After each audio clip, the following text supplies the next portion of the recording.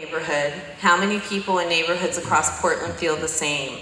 I encounter tweakers on my daily neighborhood walks. I find stolen cars and property hidden on my street. I get threatened for protecting my own private property. When I call the police, they will not respond. I feel like I pay taxes to support a system that has abandoned me as a homeowner and taxpayer because of my zip code.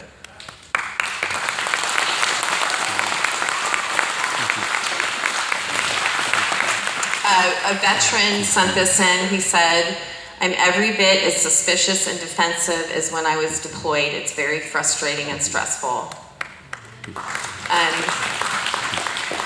Autumn said, the police and city won't enforce the laws. It's terrifying. The homeless advocates who mostly live in more affluent neighborhoods like Eastmoreland and Raleigh Hills call us NIMBY and privileged for wanting a clean and safe place to live.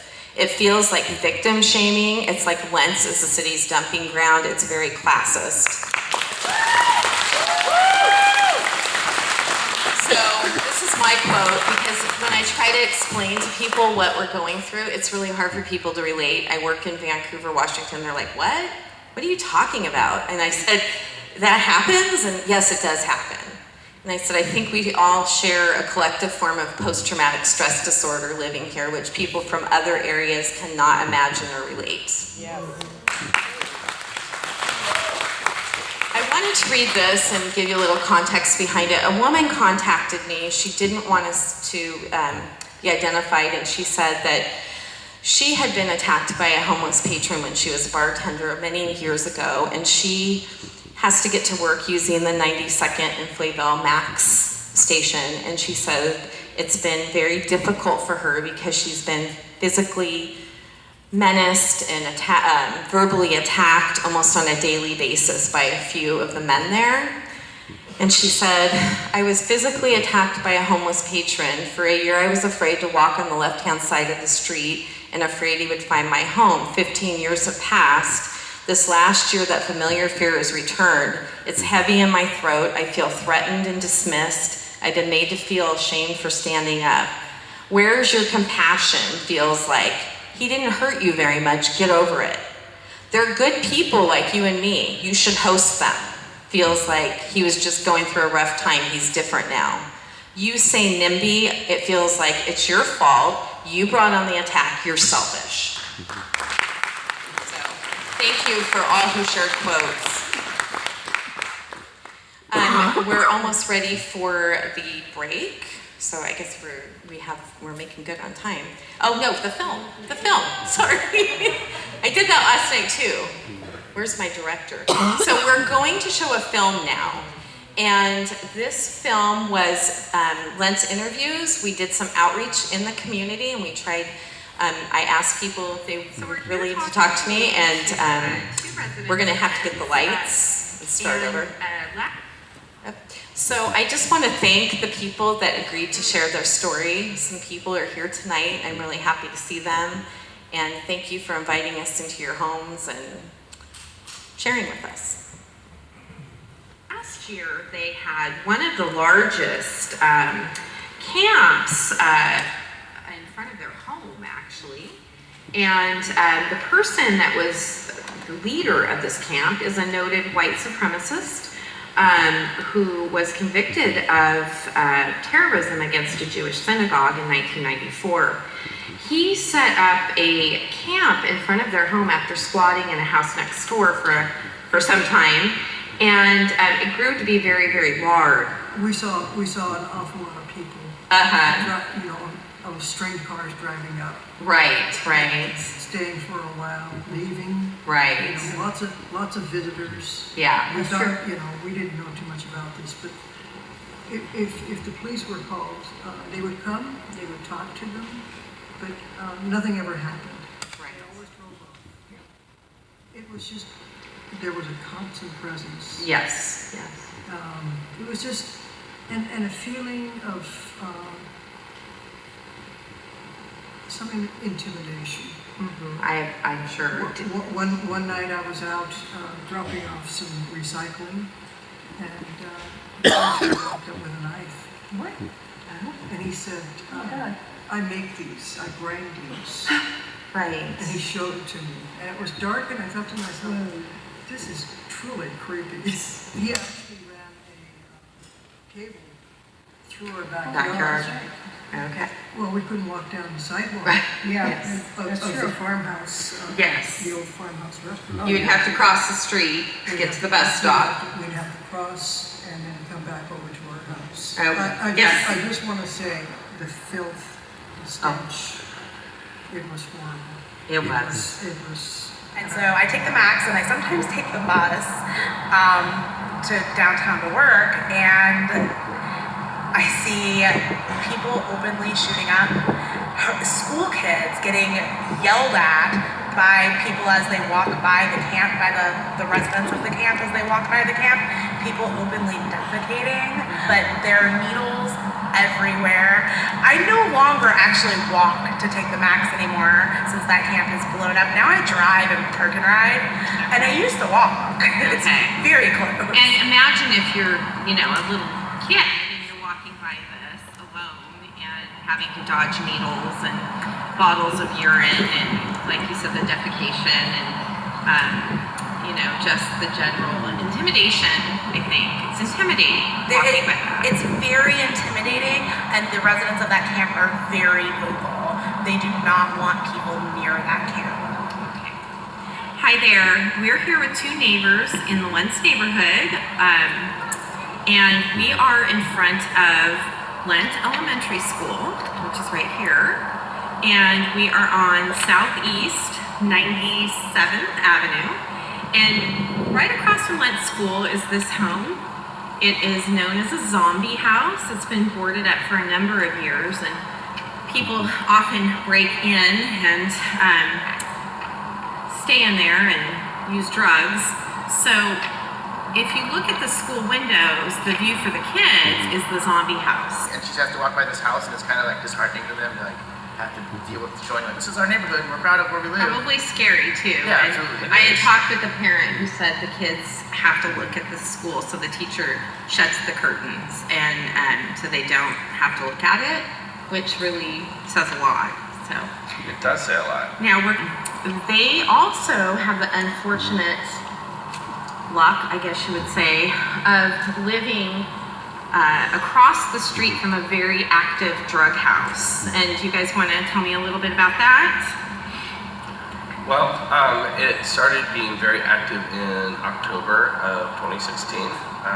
We recognized there was some traffic.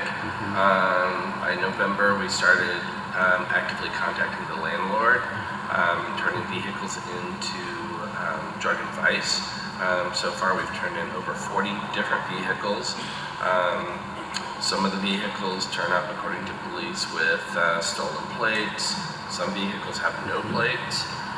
There is a constant traffic flow of people coming in and out of that, about 6 an hour on average. It seems to get more populated during school traffic times, which is my concern. I have talked to the school 4 different times about the issues of the drug house, asking them to contact school police on our behalf and on their behalf. I've taken pictures, shown them vehicles, shown them individuals who I believe are contacting students, trying to sell the students drugs. And this is a K through 8 school, and this drug house is literally just yards from the school, and so it's less than 1,000 feet from a school. Yes. And as you said, you've contacted law enforcement, you're turning things in, really to no avail. It's gone on since October. Have you had any intimidation or? Yes, just Okay. last week, I was called faggot by the resident, the one person that is supposed to live in that property. According to the landlord, there's only one person renting there, but there are so many more people there.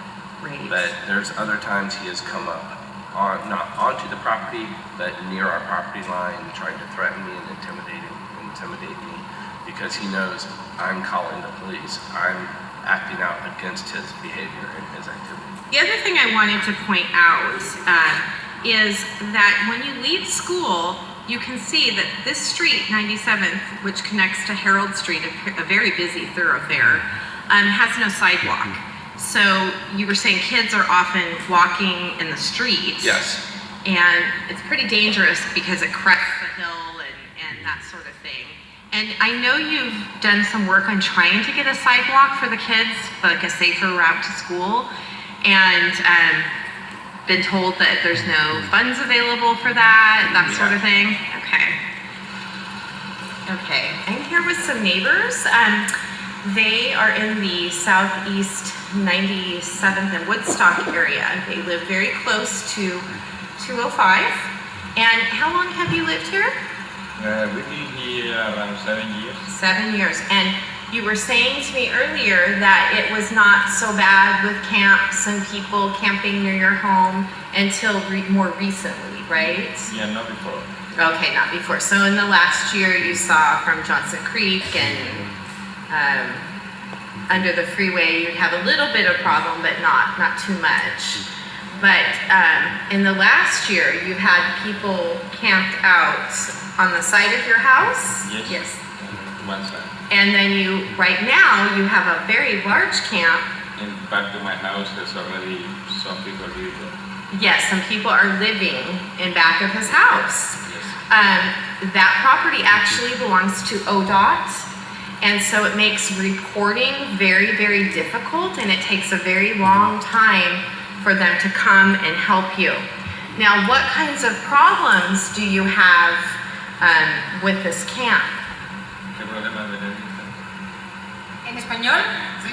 Ok, los homeless hacen sus poo and pee in the back of my house. Yes. En Arnoldo is scary in the night. Okay. But the smell is terrible right there. The smell is really bad. Yeah. Do you have, are you able to open your windows? Is it noisy? No. Okay. Also, they use drugs. They use drugs. Do you find any needles? Hay jeringas. Son, ¿cómo llaman las jeringas para poner inyecciones? Syringes. Okay. So you can't let your children go out there? No, never. They never do. Okay, they never go out there. So their children can't go outside in their backyard area. And for context, the fence is literally just a couple feet, would you say, from their kitchen window, dining room. You called the police one time because what happened? Hablé 4 veces. Una a la policía, una para transportación, una con el alcalde, el mayor. Llamé a la oficina, me contestaron y dijeron que iban a mandar, pero nunca mandaron. Okay, they don't call you back? Police, okay. So has the police ever come to your house when you called them? No vienen a mi casa, van allá, pero solo una vez. You saw them one time? Una vez. One time, okay. Thank you. I am here with 2 neighbors of 97th and Woodstock. And they are from Ethiopia originally. And how long have you lived here? This house is 7 years. 7 years. 7 years. Okay, and they are living with a large camp, like their next door neighbor, against their fence. And can you tell me what happens with the camp? They screaming, screaming middle of the night. They put my children room flashlight. Oh. We smell drugs, screaming, and especially they close to my children room. My children, they wake me up. They say, "Mom, we're not sleeping. We can't sleep." Yeah, we can't. I am so sorry. I am just so sorry. Screaming, very All night. all night, fighting, yelling, saying extreme bad words. Bad words. That's very scary, isn't it? Scary, and They're very tired. because in middle of the night, 2 a.m., 1 week, a.m., 3 a.m. wake up because of the screaming. Yes. Fighting. I am I really. feel bad about my kids around their pee. Yeah. my kids are sleeping. Disturb. Tomorrow morning they have school. You disturb. And then they make my English, they laughing. They laugh. Have you ever called the police? I report, I don't call police, but I report at an emergency something. My neighbor, she give me phone number, I report. Okay. It smells really, really bad back here, like poop. And of course, just deplorable conditions for the people camping back here as well. But like, as you can see, people are going in their backyard now. And it's a fire. Fire, yes. Smoke. They smoke, drink alcohol, they don't know what they're doing. I'm scared they can make fire house too. A house fire, yes. I lived all in Lents all my life. I was born and raised in this area. Yep. My mom was born and raised in this area too. Okay. So were my two brothers. Yep. So I became homeless about a little over 2 years ago. And you have been disabled. I've been disabled for almost about a year and a half, 2 years. And you just got I just got my SSI disability. Yes. And it's hard to put a motorhome onto a lot when you have an older one. That's right. So I'm gonna just flash over. That's your RV. Yes, it is. Okay. And so you've been living in your RV for the last 2 years. Yes, and I that's have. How I came This last year, it's gotten worse. For places to park, there's been a lot more motorhomes on the road. Right. And where are all these motorhomes coming from? Usually from Washington or California. You'll look at the plates, and that's why you'll see it. Right. And or they'll go to an auction and buy them from here for cheap. Right. And then try to fix them up and move them around, tow them around. Right. I love me. A lot more, but a lot of me. Okay. I was attacked by two brothers that the couple came from Utah originally. They got Washington points on their motorhome because they bought it. Yeah. They attacked me because I would not hurry up and fix the brake lines on their motorhome right away. Okay. So if you could tell, say anything to the mayor and people making policies, what would you say about helping people in RVs? At least have a lot where we can at least have people who are barely struggling to get by that we can put it on, Yeah. or make it not where it has to be a certain year. Right.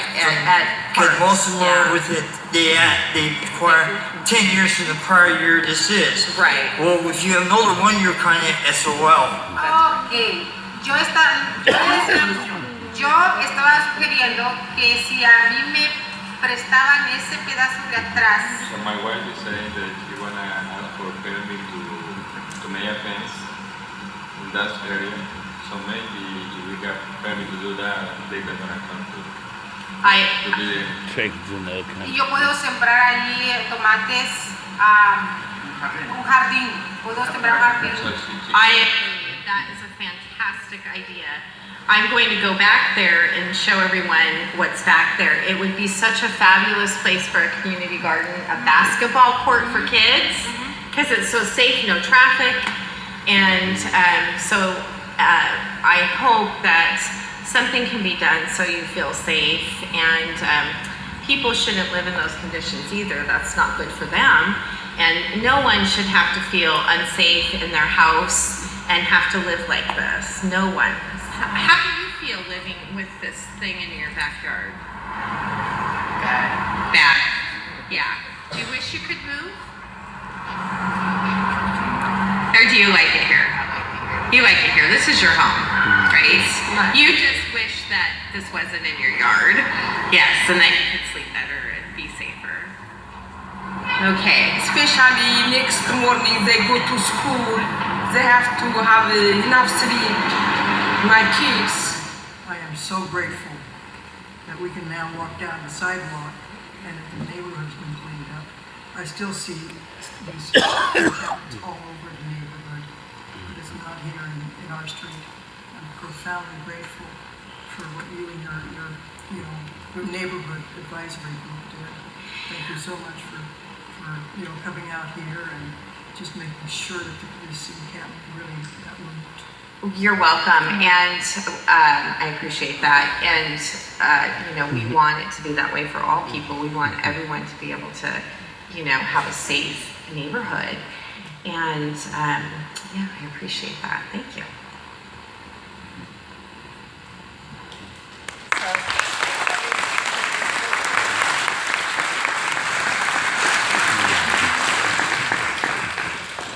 Okay, thank you. So before we break, we're going to break for about 5 minutes. We're going to break for about 5 minutes because I really want to utilize our time for a question and answer period. Really quick, just some solutions that we'll leave up. We want to insist on equitable share of responsibility for Portland problems among all neighborhoods, not just the already struggling diverse communities in East Portland. Include the voices of impacted communities in determining priorities and crafting solutions to problems, nothing about us without us, so that restorative justice can be served. Admit this is not just a housing crisis and prioritize addiction treatment, mental health outreach, and enforce laws to discourage criminal behavior. Make the city of Portland the city that works for everyone in the Portland community. So we'll take a short break. Thank you.